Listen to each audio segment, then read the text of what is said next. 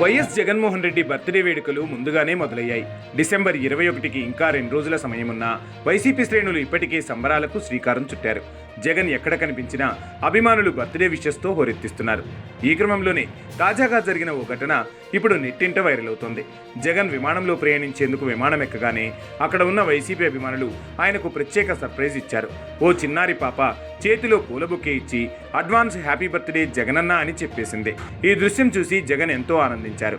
ఆ పాపను ప్రేమగా ఆశీర్వదించిన జగన్ అక్కడ ఉన్న అభిమానులకు చిరునవ్వుతో థ్యాంక్స్ చెప్పారు. ఈ అనూహ్య సర్ప్రైజ్ జగన్ ముఖంలో స్పష్టమైన ఆనందాన్ని నింపింది. అభిమానుల ఆత్మీయత చూసి ఆయన మురిసిపోయినట్లు కనిపించారు. జగన్ బర్త్డే సందర్భంగా జరుగుతున్న ఈ ముందస్తు వేడుకలు వైసీపీ శ్రేణుల్లో ఉన్న అభిమానాన్ని మరోసారి చాటుతున్నాయి. ఎక్కడ చూసినా జగనన్న నినాదాలతో పార్టీ శ్రేణులు ఉత్సాహంగా కనిపిస్తున్నాయి. Advance happy birthday